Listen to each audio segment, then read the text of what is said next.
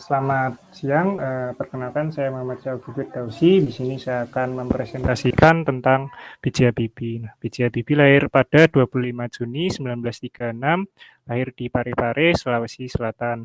Habibie adalah anak yang cerdas dan suka membaca buku, bahkan Habibie lebih suka membaca buku dibanding bermain dengan teman-temannya. Kemudian Habibie sempat berkuliah 1 tahun di Institut Teknologi Bandung, lalu melanjutkan kuliah di Aachen, Jerman tanpa beasiswa, dikarenakan beliau terlambat mengetahui informasi beasiswa. Kemudian beliau mengambil jurusan teknik penerbangan dari diploma hingga S3-nya. Kemudian selain aktif berkuliah, Habibie juga aktif di organisasi sebagai Ketua Perhimpunan Pelajar Indonesia atau PPI ASEAN. Beliau membuat acara seminar pembangunan. Habibie juga bekerja keras sampai beliau terkena TBC di tulang karena jarang tidur.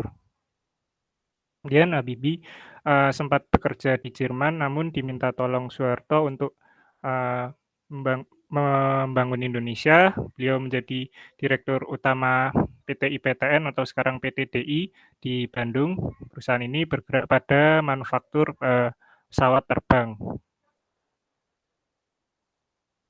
Kemudian Habibie juga menemukan sebuah teori, crack teori, namanya Habibie teori. Nah, teori ini dapat menghitung letaknya pada badan pesawat dan sayap pesawat, sehingga berkat teori ini pesawat lebih aman dan manuver pada pesawat pun menjadi lebih aman.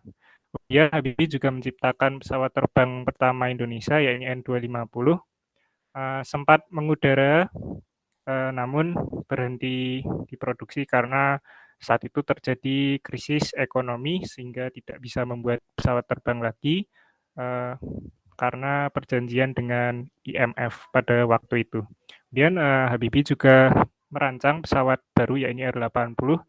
Pesawat ini dirancang agar mengembalikan masa kejayaan Dirgantara Indonesia. Pesawat ini teknologinya lebih unggul dibanding N250 serta dapat mengangkut lebih banyak penumpang. Kemudian Habibie juga diminta tolong untuk menjadi Menteri Riset dan Teknologi pada eranya Pak Soeharto. Beliau mengisi jabatan ini beberapa kali. Kemudian beliau juga menciptakan perusahaan-perusahaan baru di bidang teknologi, yakni PT PAL, ada PT Inka, ada PT DI. Kemudian menjadi Ketua Badan Pengkajian dan Penerapan Teknologi atau BPPT.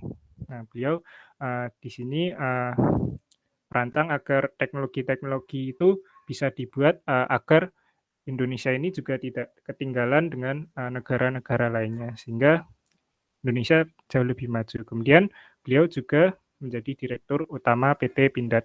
Nah, perusahaan ini bergerak pada bidang manufaktur militer. Nah, Habibie menekankan pada riset and development agar perusahaan ini berkembang. Contoh produk dari perusahaan ini ada senjata laras panjang, kemudian ada juga panser. Kemudian Habibie juga menginisiasi penciptaan PT Inka atau industri kereta api di Madiun. Industri pada bidang manufaktur kereta api ini juga membuat lokomotif dan gerbong, bahkan produknya sudah diekspor di luar negeri. Nah, kalau kita lihat gerbong yang digunakan PT KAI itu adalah buatan PT Inka. Kemudian Habibie juga menjadi Direktur Utama PT PAL. Nah, dulu itu PAL itu penangkaran angkatan laut, tapi oleh Habibie dibuat sebuah PT, kemudian perusahaan ini bergerak pada manufaktur kapal seperti kapal perang, kemudian ada kapal selam. Kemudian Habibie juga menjadi Ketua Ikatan Cendekiawan Muslim se-Indonesia atau ICMI. Nah, Habibie di sini mencoba mengubah paradigma pada masyarakat Muslim, terutama orang pondok pesantren, karena orang pondok pesantren dianggap sebagai orang pinggiran maupun orang yang terbelakang. Kemudian Habibie juga menjadi Ketua Otorita Pengembangan Daerah Industri Pulau Batam. Nah, Habibie melihat pulau ini strategis karena dekat dengan Selat Malaka sehingga mengubah pulau ini menjadi pusat industri seperti industri manufaktur, kemudian ada industri untuk kapal berhenti begitu. Kemudian Habibie diminta tolong Presiden Soeharto untuk mendampingi beliau menjadi wakil presidennya, namun hanya kurang 1 tahun menjabatnya karena Presiden Soeharto dituntut untuk mundur karena adanya demo besar-besaran.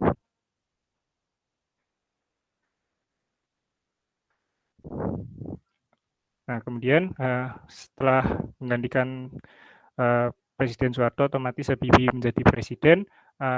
Habibie mendapatkan masa yang paling sulit karena di saat itu kondisinya ada rusuh rasial di mana-mana, kemudian ada krisis ekonomi. Nah, namun Habibie bekerja keras agar Indonesia stabil lagi. Kemudian waktu krisis ekonomi itu waktu itu 1 US dollar itu seharga 17.500. Hanya Habibie dapat menekan US dollar menjadi sekitar 6.500 saja. Kemudian Habibie juga menciptakan kebijakan-kebijakan yang dulunya partai politik saat pemilu itu hanya diikuti 3 partai saja. Nah, untuk saat Habibie menjabat diikuti 48 partai sehingga lebih demokratis lagi. Kemudian kebebasan pers itu lebih terasa saat Habibie menjabat karena membuat undang-undang tentang kebijakan pers.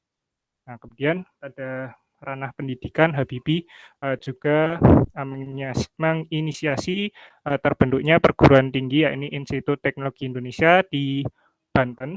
Nah, Habibie juga berpesan agar perguruan tinggi ini nantinya akan menjadi perguruan tinggi negeri.